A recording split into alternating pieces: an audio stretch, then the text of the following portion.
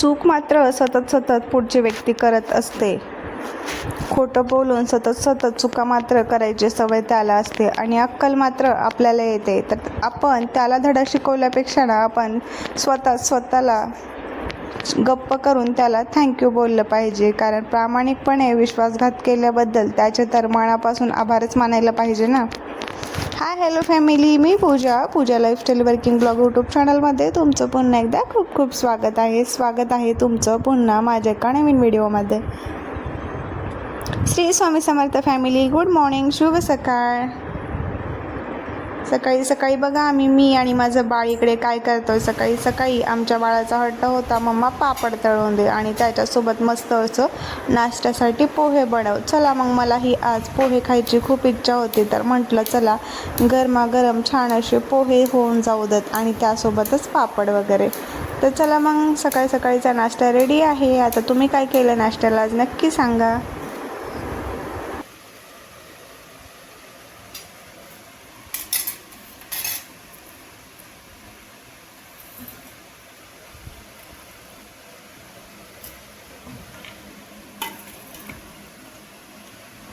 तर पापडसोबतच बारीक कट करून इकडे मी कांदा घेतलेला आहे. कोणाला कांदा वगैरे आवडतो का सांगा बरं.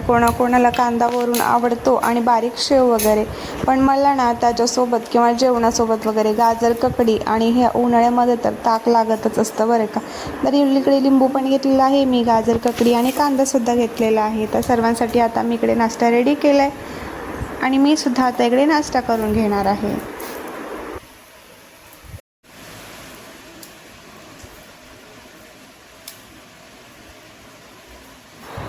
आजचं वातावरण ना थोडंसं वेगळंच होतं बरं का. धड ऊन आहे कळत नव्हतं का पाऊस येणार आहे असं पण कळत नव्हतं. बाहेर जायचं म्हटलं तर पाऊस येईल का काय असं वातावरण झालेलं होतं. लाईट लावली होती रूममध्ये तरीसुद्धा आज इतका अंधार वाटत होता. त्याच्यामुळे तुम्हाला इतकं फेंट दिसत आहे.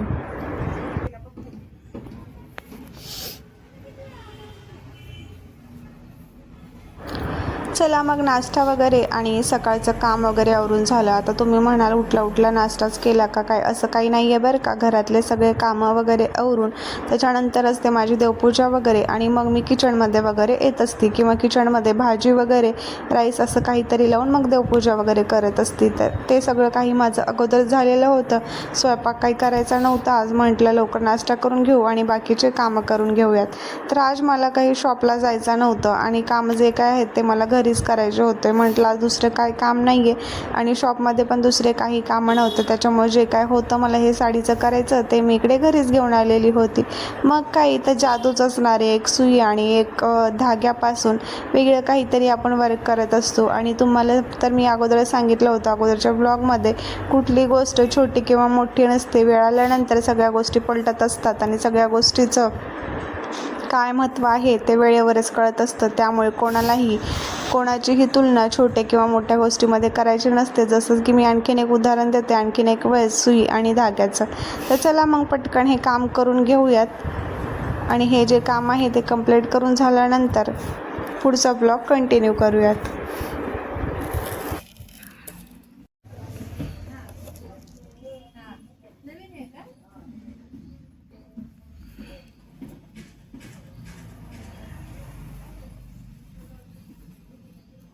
तर ट्रेंडिंगमध्ये अशा साड्या सध्या खूपच आलेल्या आहेत बरं का. यामध्ये वेगवेगळे कलर वगैरे आहेत. सगळ्या कलरमध्ये शक्यतो हे साडी अवेलेबल झालेली आहे आणि ट्रेंडिंग पॅटर्न असल्यामुळे कसं कमी प्राईज असल्यामुळे शक्यतो सगळीकडेच ट्रेंड असल्यामुळे सगळेच घेत असतात.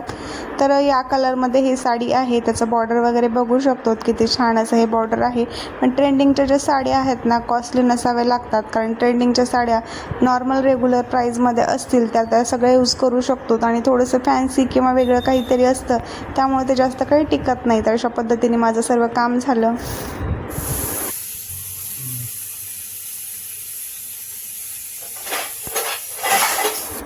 चला मग बाकीचे काम तर असतातच. शॉपचं वगैरे तर नेहमी असतंच तुम्हाला माहिती. तर त्यानंतर करायचा होता इकडे दुपारचा स्वयंपाक. तर दुपारच्या स्वयंपाकामध्ये इकडे मी काय बनवलं बघा, एकदम सॉफ्ट आणि मऊ अशा चपात्या. बघा चपात्या कशा झालेल्या आहेत. राजला आवडतात, नेहमी तशाच करते बरं का आणि मला हे खूप आवडतात. तो बोलतो मम्मा तुझ्या हातच्या चपात्या खूप छान होतात. ते तुम्ही सांगा नेमकं कशा झालेल्या आहेत. आणि इकडे वांग्याची भाजी माझी फेवरेट आहे, पण ही काही जी बनवली आहे ना ते इतकी काही फेवरेट नाही आहे बरं का. कारण मला भरल्या वांग्याची भाजी आवडते खूप. ते रेसिपी मी तुमच्यासोबत एकदा नक्की शेअर करेल. खूप वेळेस ती रेसिपी बनवलेली आहे, पण माझ्या दुसऱ्या चॅनलवरती आहे, पण याच्यावरती मी तुम्हाला आता नक्कीच दाखवेल. तर इकडे घेतलेलं होतं मी लोणचं, लिंबू आणि वांग्याची कट करून भाजी बनवली होती ना, ते फोडी इतकं काही नाही आवडत, पण घेतलं जेवण करायला सगळं काही इकडे. आणि आता राईस वगैरे घ्यायचा होता ताटामध्ये.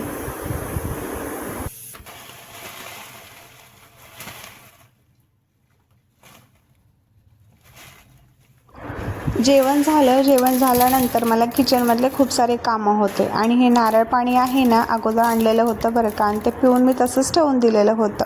याच्या अगोदर पण नारळ पाणी आणलं एक वेळेस मी, पिऊन तसंच ठेवून दिलं. त्यामधलं असं खोबर वगैरे काढायचं होतं. राजला म्हटलं मी फक्त की नारळ पाणी पिल्यानंतर याच्यामध्ये खोबर वगैरे असतं आणि आपण ते काढूयात. तर 2 दिवसापासून तो इतका माझ्या मागे लागला ना, आणि मी जेव्हा काढायचं नाही आहे नंतर काढू मी असं म्हणत होती कामानिमित्त, तर स्वतः चाकू वगैरे घेऊन बसला. असं अति शहाणपणा मुलं आजकाल करत असतात. मुलं करायले की त्यांना माहिती असतं मम्मा प्रत्येक वेळेस येऊन आपल्याला थांबवते आणि ते गोष्ट लगेच काही करून देत असते. तर आजनं पण असंच काहीतरी केलेलं होतं. त्याच्यामुळं मी पटकन इकडे घेतलं चाकू वगैरे आणि काढून दिलं. माझे सर्व काही कामं मला बाजूलाच ठेवावी लागले.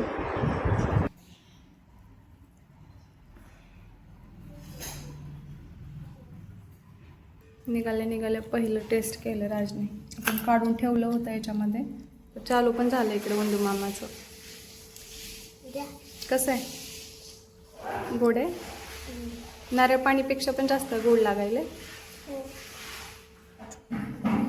फायनली मग या नारळ पाण्याचे वाजवले 12 वाजवल्यानंतर काय सगळेच इकडे ओपन झालं. आणि मला खरंच माहिती नव्हतं नारळ पाणीच्या याच्यामध्ये पण अशी मलाई वगैरे निघत असती.